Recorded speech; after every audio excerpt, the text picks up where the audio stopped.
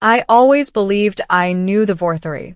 After all, I'd spent 3 years living among them as part of the Human Vorthari Exchange program, studying their culture, learning their language, and training alongside their young warriors.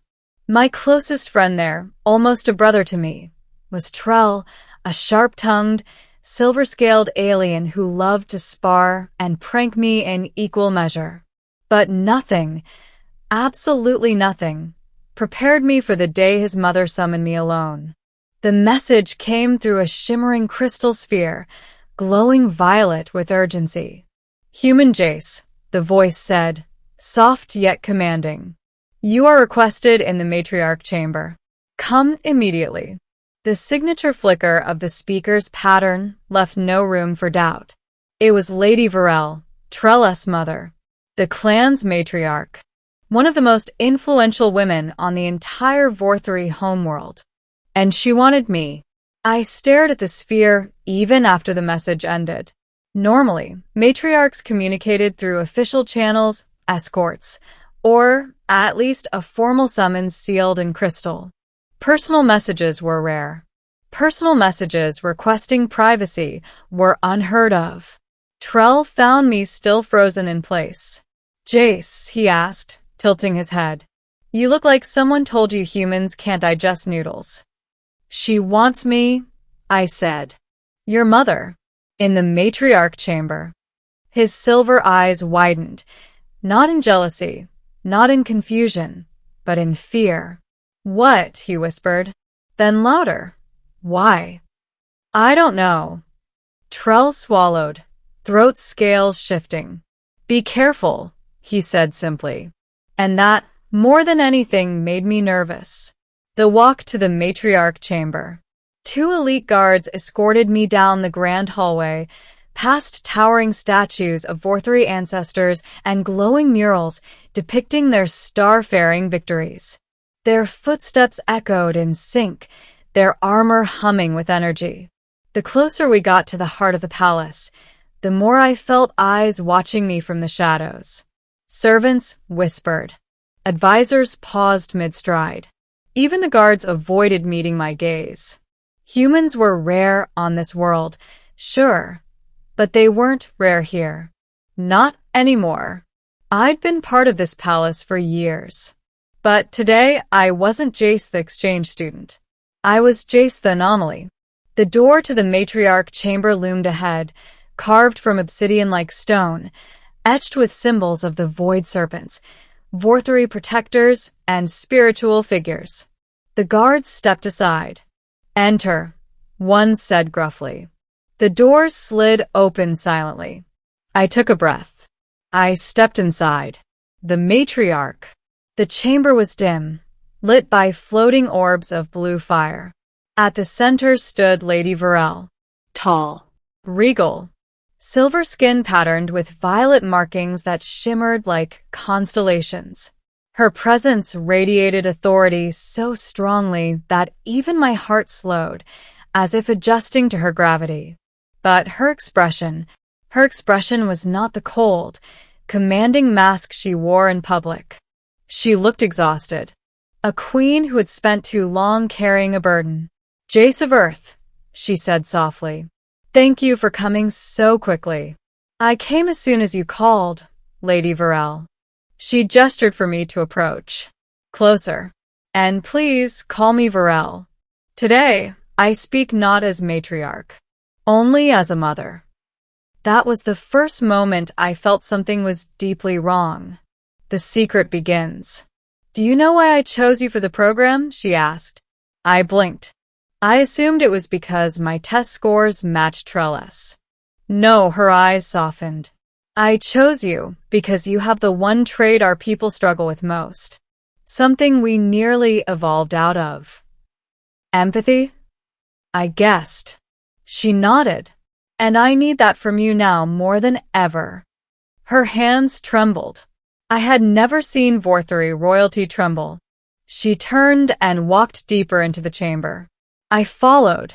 As the blue flame shifted, the walls revealed ancient murals, fading, cracked, older than the palace itself. Varel stopped before one mural in particular. A Vorthary mother holding a half-Vorthary child. This, she said, is the story of our greatest shame. I stepped closer. A hybrid? Not just that, she whispered.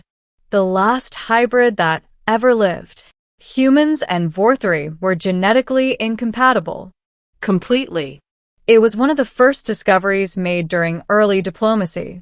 Scientists concluded crossbreeding between our species was impossible, even with advanced bioengineering. So the mural didn't make sense. That child shouldn't exist, I said softly. No child like her has existed for 10,000 years. I stared at Varel. I don't understand. What does this have to do with me? Her eyes filled with something I never imagined I'd see from her.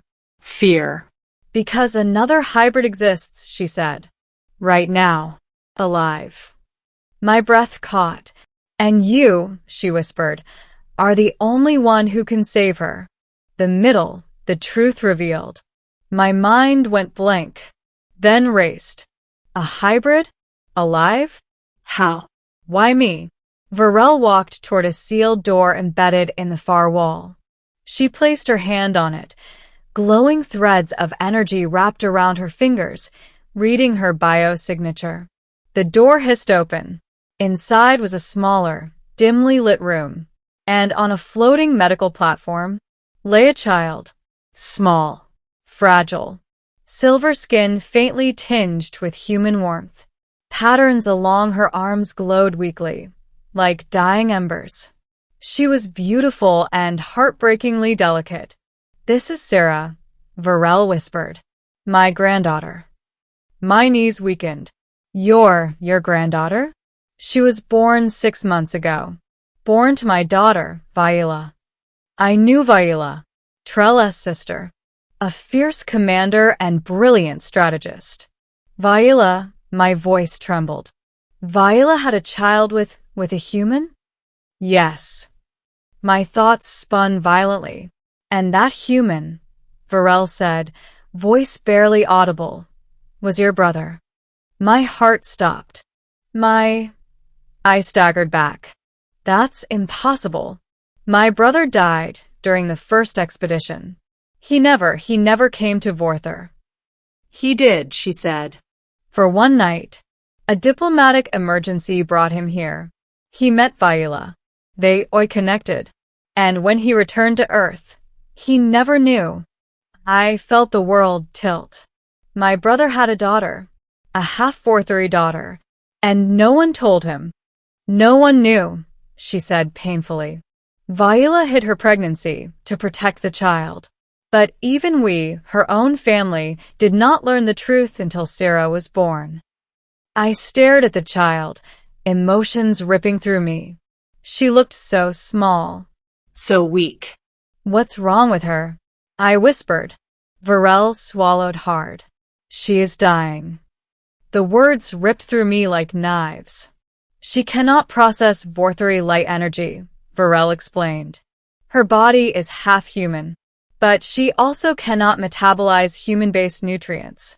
She is caught between worlds. My throat tightened. And you think I can save her? You are her blood, Varel said. You share your brother's DNA. With your help, your cells, your genetic resonance, our healers believe we can create a stabilizing serum. A serum that might save her life. But then I saw it. The deeper pain. The guilt. Varel's voice cracked as she whispered. Trell does not know. Vaila does not know I am showing you this. If the Senate discovers Sarah's existence, they will kill her. They will kill my daughter for having her. I inhaled sharply. Why tell me? I said. Why risk everything? Her gaze pierced me. Because she deserves to live, she said. Because she is innocent. Because she is the future. And because you, Jace, are the only one I trust enough to help me. My chest tightened. I approached the sleeping child. Her breathing was shallow. Her heartbeat faint. She looked like she could disappear at any moment. My niece. My brother's daughter. Half human. Half Vorthery. Fully unwanted by the world around her. I touched her tiny hand, and she curled her fingers around mine. A spark shot through my chest like lightning. A pulse of warmth. A sudden surge of connection deeper than blood, deeper than logic. I gasped. Varel stepped forward, eyes wide with hope. She recognizes you, she whispered. The hybrid gene seeks resonance. She chose you. Sarah's glow brightened. Only slightly, but enough. Enough to make my decision irreversible. I'll do it, I whispered. I'll save her. Varel exhaled shakily, relief and gratitude melting into her expression for the first time since I'd met her. The procedure.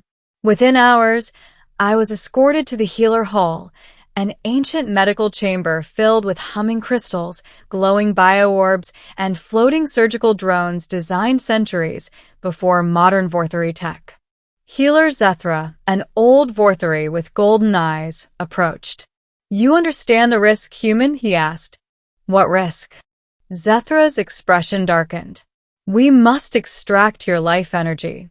Your biological frequency may destabilize. You could fall into a coma. How long? If unsuccessful, he said solemnly. Forever. I stared at Sarah, her tiny chest rising and falling weakly. I'm not leaving her, I said. Varel placed her hand on my shoulder. Thank you, Jace. Whatever happens, we will honor you. I swallowed. Let's just focus on saving her. The procedure began. They placed me on a platform opposite Sarah's. Energy conduits linked our bodies with threads of glowing light. Pain hit instantly, sharp, electric, ripping down my spine. I clenched my jaw, fists tightening. Sarah's glow intensified. Her patterns brightened. Her breathing steadied. The more life energy she absorbed, the more mine drained away. My heartbeat slowed. My vision blurred. Zethra shouted something, but I couldn't hear. My world collapsed into darkness. The ending. The awakening. I woke to warmth. To a soft glow. To a tiny weight curled against my chest. I opened my eyes. Sarah was sitting on me, awake, healthy, bright-eyed and giggling softly in that musical Vorthery tone. I couldn't breathe. You're alive, I whispered. She reached up and touched my cheek. Varel stepped forward, tears streaming down her face. You saved her, she said. She is stable. Fully so. Your resonance completed what our healers could not. I sat up slowly, cradling Sarah. What happened to me? I asked. You were unconscious for 2 days, Varel said. Your recovery was uncertain. I looked down at Sarah. She looked perfect, strong, Alive. When will you tell Trell? I asked. At the right time, she said. For now, this secret stays between us. To protect Sarah. To protect Viola. To protect your brother's legacy. I nodded. I understood. But Varel knelt in front of me, lowering herself, a matriarch, before a human. Jace, she whispered. I called you in because I feared losing her. But the truth? She touched Sarah's tiny hand. I feared losing hope. I felt something tighten in my chest. Something warm. Something fierce. You're family now, she said quietly. Not by alliance. Not by treaty. But by blood. By choice. And by what you were willing to give. Sarah crawled into my arms, cuddling against me. I held her close. I won't leave her, I said. Not ever. Varel smiled through her tears. I know. Final moments. When I left the chamber, Trell was waiting outside. He frowned at the sight of me, pale and exhausted. What happened in there? He asked. I hesitated, then smiled softly. Your mom just needed my help. Trell rolled his eyes. She could have just said that. You humans are dramatic. I laughed weakly. Yeah. Something like that. He didn't know. Not yet. Not until it was safe. But one day he would meet his niece. And the universe would meet something new. Something powerful. Something united. A child of two worlds. A child saved by love, not by politics. A child named Sarah. And I would protect her until my last breath. Because her secret didn't break me. It remade me.